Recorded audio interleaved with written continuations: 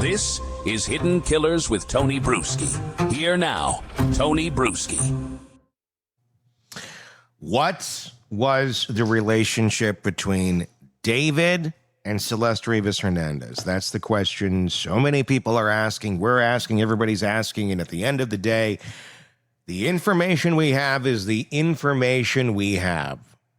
Our brains like to fill in blanks. And that doesn't work out very well when there's not enough information for those blanks to be filled in. It's like Mad Libs. You can put anything there, and if your brain happens to go, that sounds right, you're probably going to go down that road. You're probably going to go, well, I'm going to say that that's true. Let's look at the facts of this case and then allow our brains to do what they're going to do with the caution and the ability to say, you know what, we just don't know. We just don't know the answers to some of these questions. Here is the evidence as it stands right now. When police opened the trunk of a Tesla in the Los Angeles tow yard on September 8th of 2025, they expected a routine impound check. There were smells coming from it. They didn't know what they were going to find. Could have been anything. Could have been a gallon of milk. I've left milk in my trunk before by accident. Go to the grocery store. I put this here. Let me get my groceries out. I think we got everything right. Shut the trunk. Go in the house. Hot summer day. Week. Or month. And like, what's that smell? Oh, God. Did I put a body in my trunk? And it's just a gallon of milk. Oh, thank God I didn't put a body in my trunk. They didn't know what they were about to walk into. What they found was not a gallon of milk. They stepped into a body. What they found instead, it stopped them cold. Wrapped in plastic, badly decomposed, were the remains of 14-year-old Celeste Rivas Hernandez, the girl who had been missing for months. That car wasn't random. It was registered to him, David Anthony Burke, the Houston-born artist millions knew as D4vd, the voice behind Romantic Homicide. The hit song about heartbreak suddenly collided with real-life tragedy, and it doesn't help you when there is a homicide possibly around you, and there's questions of your romantic relationship with that person, if there was one, which we don't know that there even was. We don't even know if you like women. We don't. And if you do, okay, you're 20 and she's 14. That ain't okay. That one, not okay. Could be reason for cover-up. Could be reason it does present some motive. If those boxes are checked, if that box is checked and this one is checked here, then maybe we got something.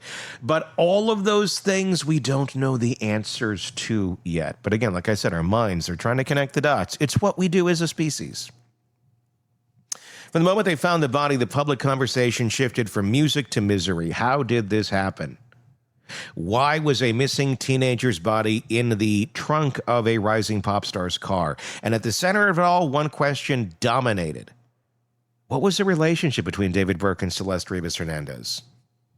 That question still has not been answered, not by police, not by prosecutors, not by David himself, but there are fragments of information that began to sketch the outline of a connection. They don't tell us everything, but they do tell us enough to show that these two lives intersected in ways no one can easily explain. Celeste disappeared from Lake Elsinore, California in April of 2024. She just turned 14. Her family reported her missing, and by all accounts, she was considered a runaway. No one knew where she went or who she might have been with. Lovely parenting, right? 17 months later, she turned up in Los Angeles in a car that hadn't been moved for days, parked near a Hollywood Hills house that David Burke had been staying in while recording music and shooting promotional material. Police traced the registration back to him. The timeline shows the car had been ticketed multiple times before it was towed. And when the Tesla was opened at the tow yard, the smell led officers to the front trunk, the frunk, and to the remains of Celeste. From there, investigators began the painstaking work of reconstructing not just her final days, but the link between her and Burke. So what was that first connection? Well, identification. According to investigators and confirmed media outlets, including people in TMZ, Celeste's identity was established in part through DNA and through a small tattoo on her right index finger, the word shh. The tattoo, it drew immediate attention because David Burke is publicly known to have the exact same tattoo in the same place. Fans have seen it in his music videos, social media posts, the promotional images, and a matching tattoo. Everybody's running this scenario through their minds. How did they get it? They must have gotten it together. And this whole story erupts in everyone's brain, depending on their own experiences and how that took place. And here's the answer. No one knows. It is not definitive proof of relationship. It's possible for two people to share a design accidentally or coincidentally. But given the fact that she was found in his car, the detail became significant enough for police to take note.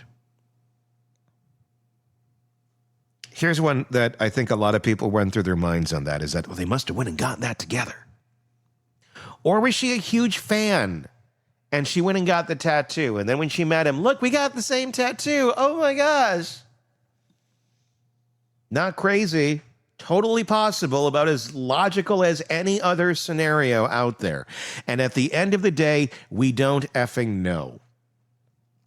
But it was the first physical link between them, a shared mark that implied familiarity. Not long after the discovery, an alleged, and I want to say this strongly, alleged unreleased track began circulating online, or words of it. The actual track we've never heard, the full lyrics we've never seen, the actual evidence that the damn thing exists has never been verified. It was reported by a few outlets to allegedly exist. So take this one with a grain of salt, because to me, honest to God, after covering this stuff for a long time, weird stuff pops up that seems a little too convenient sometimes. And then later is debunked as well. Somebody made that up to get some clicks. So, I don't know. You don't know. In it, Burke allegedly, the lyrics would go, "Oh, Celeste, that girl with my name tattooed on her chest. Smell her on my clothes like cigarettes." Okay.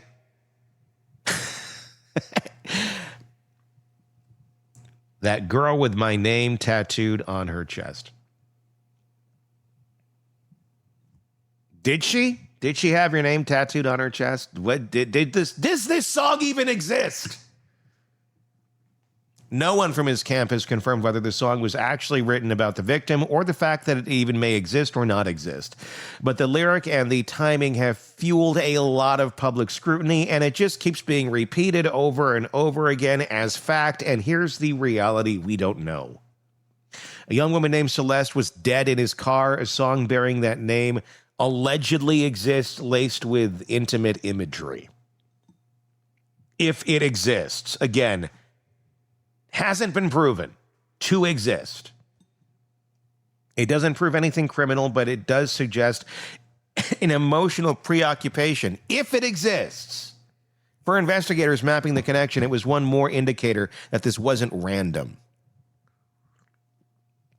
The third connection, the private investigator's discovery. The property where Burke had been staying became a second focal point. The homeowner, frustrated by what he described as a lack of updates from the LAPD, hired a private investigator named Steve Fisher to review surveillance footage and catalog what police might have missed after executing their search warrant. Okay.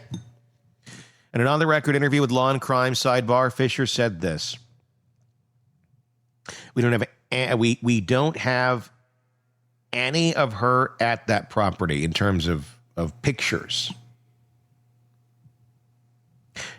We have pictures of her that were taken by David. We assume because it's not on a camera phone, but these photos are on a regular camera at different locations. That's kind of a summarization of what was communicated.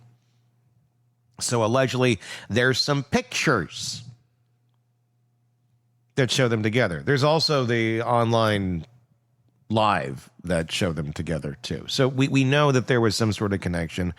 Kind of amazed the kids are using cameras and not just their phones. They're kicking it old school, aren't they? Fisher clarified that the material was turned over to law enforcement. He didn't describe the images on the images or their dates, only that they appeared to be taken by Burke. However, that interpretation was gleaned. That's what he communicated.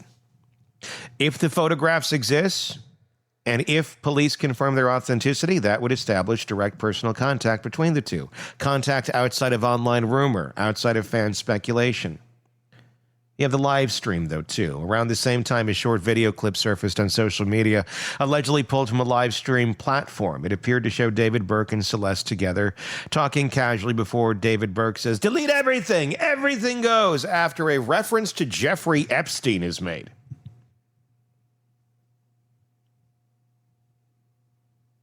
After a direct reference to Epstein is made and a direct reference to adults having relationships with children that go beyond, hey, let me be your friend, let me be your mentor, let me be someone to talk to as a friend in this world. No. It was talking specifically about, basically essay-type relationships. Because that's what it is when an adult is with a child. There's no other variation. It's not a romantic relationship. It's not it's if you're the adult and there's a kid and there's something involving S, it ain't S anymore. It's just assault. It's the R word. Whether you like it or not, that's what it is. The clip's source, date, and authenticity haven't been verified by the LAPD, but the mere existence of the video in which they appear together, which we've seen, you've probably seen, I mean, it confirms proximity. It confirms they knew each other. Other than that, not a lot. There's nothing in that video of them like hugging and kissy or anything romantic at all. As I've said before, David could be her gay best friend. We don't know. We don't even know if women are what he's interested in.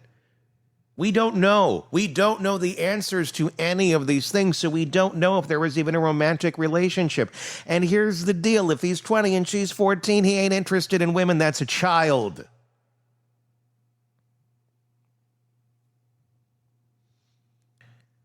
Now, again, we don't know that anything of that nature was even going on. Another big piece of this that's a big, well, this could go crazy.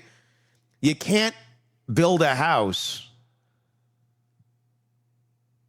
with cards that you don't even know what's on the other side of. It's a house of cards. It goes falling down immediately when, well, I thought this was the king of spades. No, it's like the two of clubs. Oh, shit. Well, that changes everything. Exactly. That's why it's so hard for any piece of this case to make any sense, because we don't know what's on the other side of the cards. As of now, police have made no public statement about that clip, but it remains a key piece of what journalists are calling the relationship evidence. Relationship. Again, not all relationships are sexual. Taken separately, each piece is fairly ambiguous. A shared tattoo could be coincidence. A song could be absolute fiction. The PI statement is not a police finding. A video clip, it's a video clip. It establishes they knew each other enough to be doing a live stream together. When you put all of this and you combine it into one, it does establish something, not proof of wrongdoing, but evidence that Celeste and David knew each other. They'd interacted, likely more than once. That's the threshold investigators need before diving into digital forensics, phones, messaging apps, location data, travel records. None of that has been released publicly yet, but the foundation is there, and no one has been charged as of yet either. Law enforcement has said very little. The Los Angeles County District Attorney's Office confirmed that as of late October 25, no case has been presented to them for filing. The LAPD continues to treat the investigation as ongoing.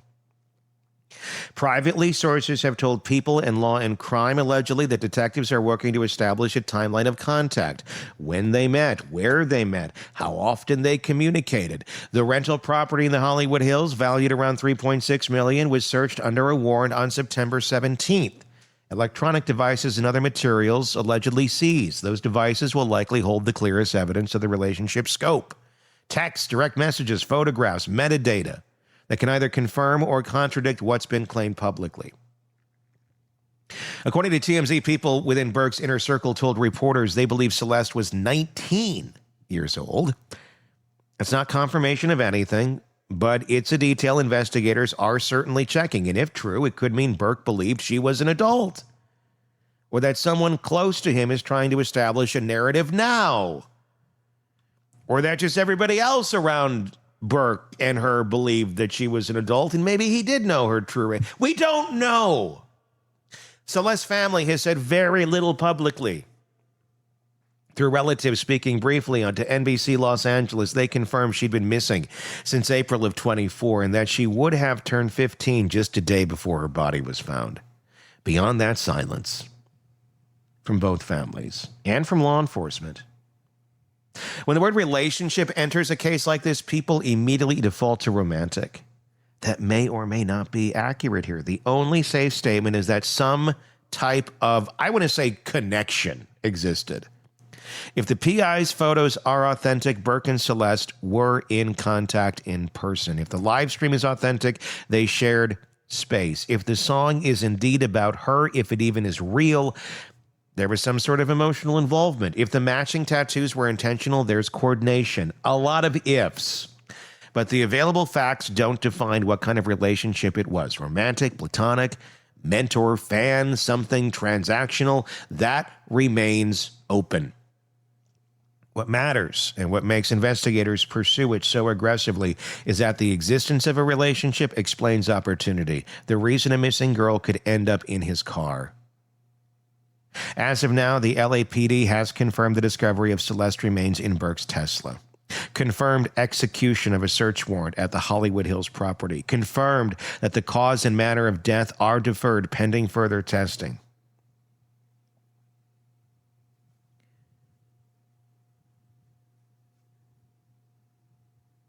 There is no information out right now that suggests foul play, other than a body in a trunk. But they're not ruling it out. Burke has retained prominent defense attorney Blair Burke, no relation, known for representing high-profile clients in Hollywood. His representatives say he's cooperating fully with law enforcement. Meanwhile, his career is on hold. Tour dates were canceled, promotional campaigns pulled, and his social media accounts went dark. For investigators, the next steps are kind of technical. Device extractions, DNA trace analysis, video authentication. The body itself, literally, it's going through a process. Quite a process. Literally anthropologic type process to try and figure out what the hell happened here, because it was in such decay. It ain't just a normal autopsy that's being done here. You got to dig deeper. In the absence of official answers, the question of the relationship will continue to keep resurfacing because it's the only thing that could logically explain how these two people ended up connected in such a horrific way. Was it an online friendship that escalated, a fan-artist dynamic that crossed boundaries, or something much more personal? These questions don't yet have answers, and the evidence we do have points to one unavoidable truth. Celeste and David were not strangers. What the evidence shows and what it doesn't, it shows a shared tattoo. It shows a song maybe using her name if that's real. It shows a private investigator's claims of photos connecting them. It shows a video clip that appears to capture them together. It does not show when they met, how long they knew each other, whether they communicated romantically, or how Celeste died. That's the dividing line between fact and conjecture. Staying on the fact side is the only way to tell this story. Beyond this case, the idea of a celebrity interacting privately with a minor through online channels isn't new. What makes this case different is that the evidence of overlap, physical and digital, has become part of a death investigation. And it forces uncomfortable questions about access, boundaries, and accountability in the influencer era. For Celeste, what might have started as admiration for a musician could have become something else. For David Burke, what might have seemed like an innocent fan engagement now lives under the scrutiny of homicide detectives. And until police reveal the digital timeline, everything else remains interference. But even from the fragments we have, the shape of the relationship is there, faint, but undeniable. Right now, both names, Celeste Rivas Hernandez and David Anthony Burke, sit on opposite sides of a mystery that feels frozen in time.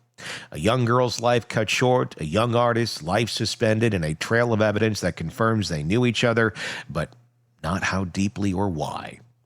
The story moving forward isn't about assigning guilt, it's about uncovering context. Because somewhere inside that context is the truth about what this relationship really was and how it ended with Celeste in that car. And until investigators release their findings, that remains the central haunting question. How close were they, and what happened between them? Your thoughts in the comments section on YouTube. Would love to hear them. Search Hidden Killers with Tony Brueski if you're not already there.